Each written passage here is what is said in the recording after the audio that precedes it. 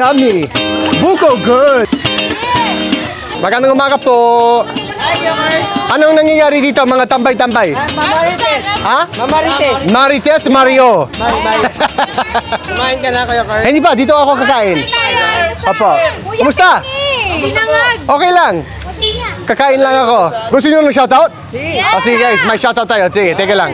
Shoutout sa mga Marites kong kapitbahay. Oh, sige guys, mga ko dito.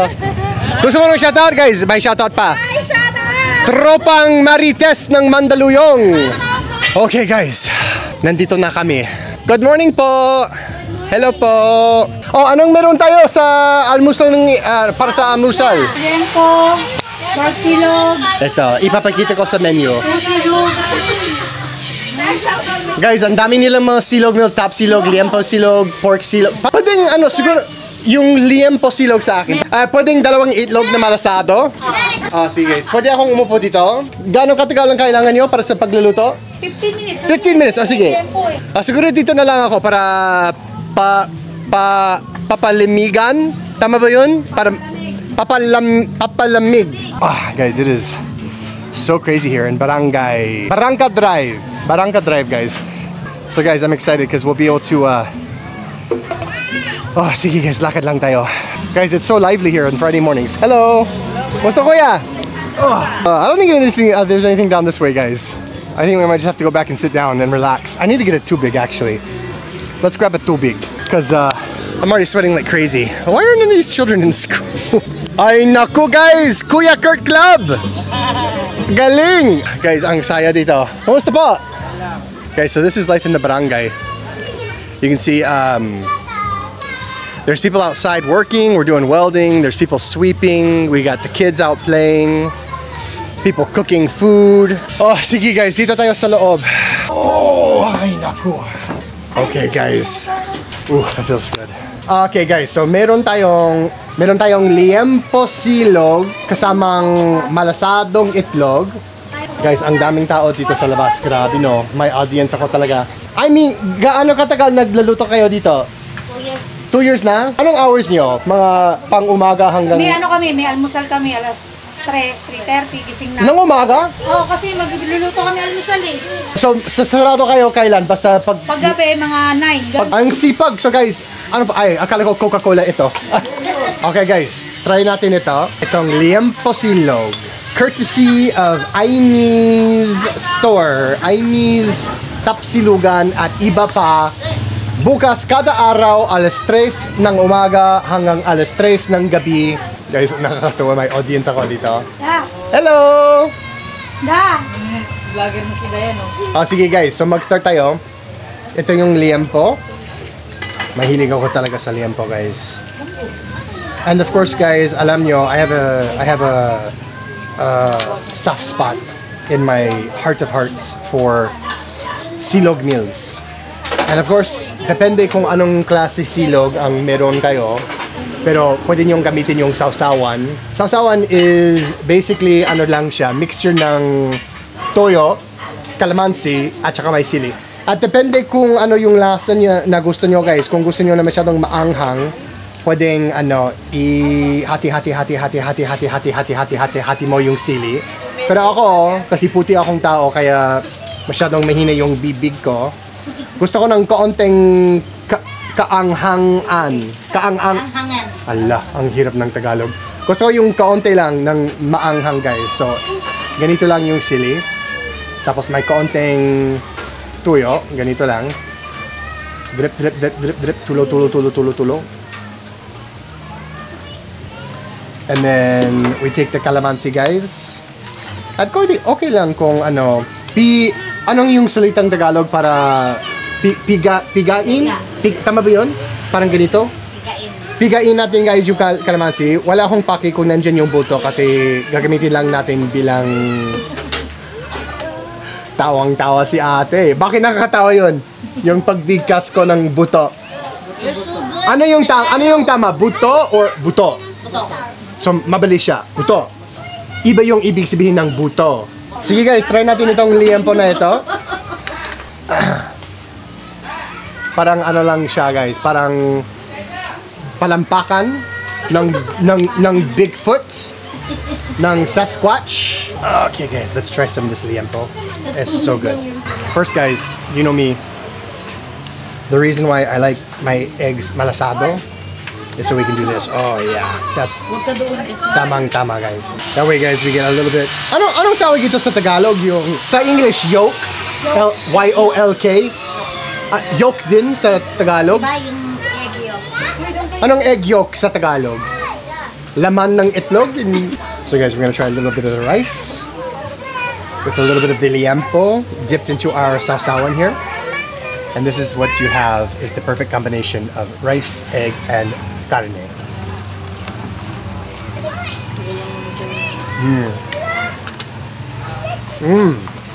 I love a runny egg, guys. Guys, this is just the inside peek into life in the barangay. Masarap itong liempo. Malutong, malasa, matamis ng kaunti.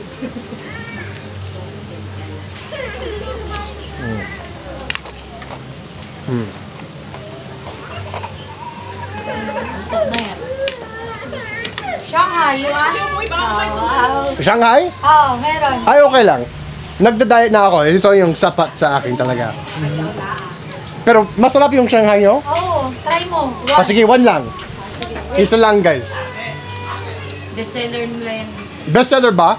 Ate Aimee, bakit nag-decide kayo last year na gusto nyong itayo ng isang kainan? Para matulungan ko yung mga kapatid ko. Kasi wala naman nanay tatay ko eh. Oh, talaga? Kailan ba yun? 3 years na. 4 years na. Ay, grabe no. Kakabangyari lang. Or kakanangyari. Tama ba yun? Kailan nangyari? Parang just happened sa English. Kakangyari lang. Anong tamang Tagalog? Kakanangyari lang. Kakapangyari lang. Kakapangyari lang.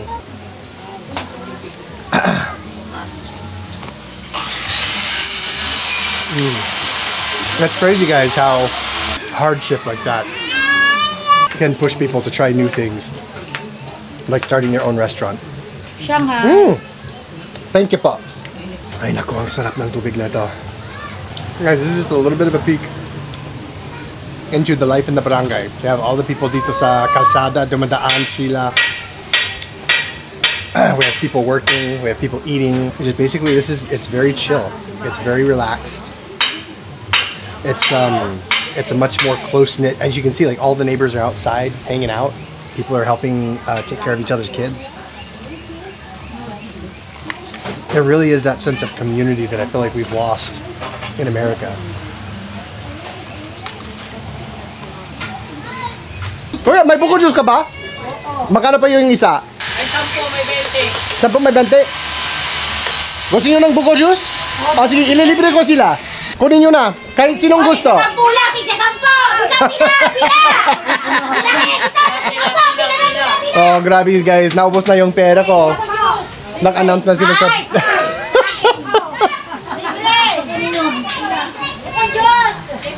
Guys. So guys, we got buko juice. Saan galing yung mga buko nyo, kuya? Angas po. Ito talaga, linalokan niya ako. Sabi niya, sa puno. Mister, I think I just bought buko juice for the whole barangay. Thank you sa vlogger na to. Walang anuman po. Walang uhaw dito. Thank you. Thank you very much. Opo. The whole barangay. Dumating na yung buong barangay, guys.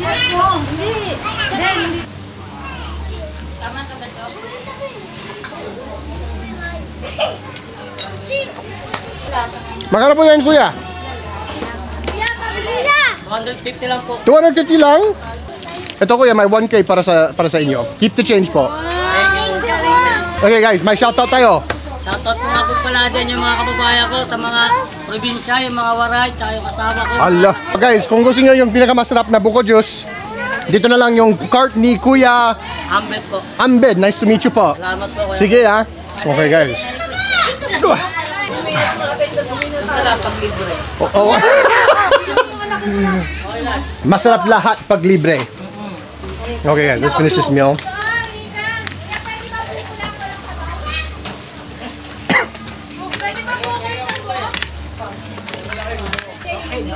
Let's try this.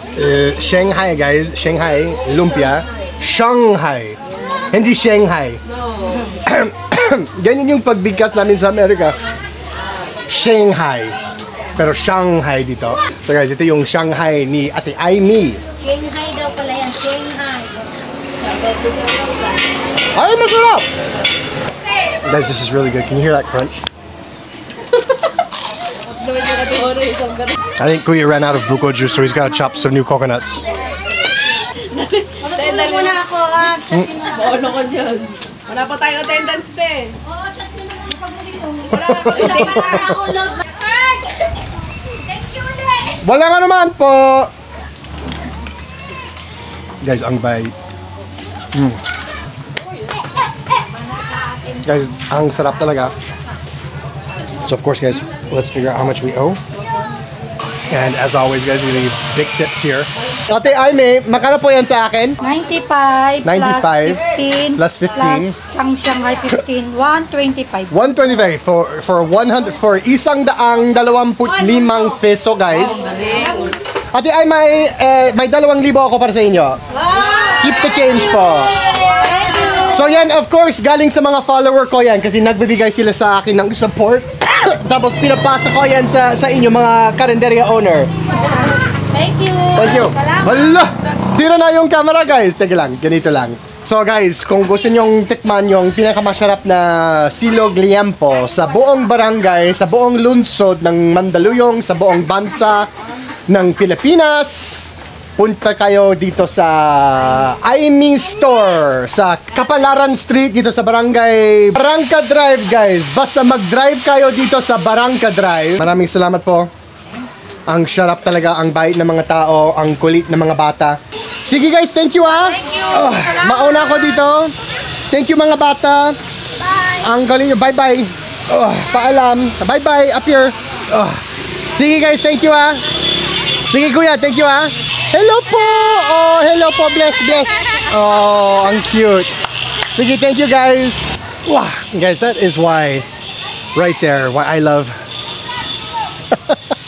Sige kuya, mag-ingat ka dyan ha.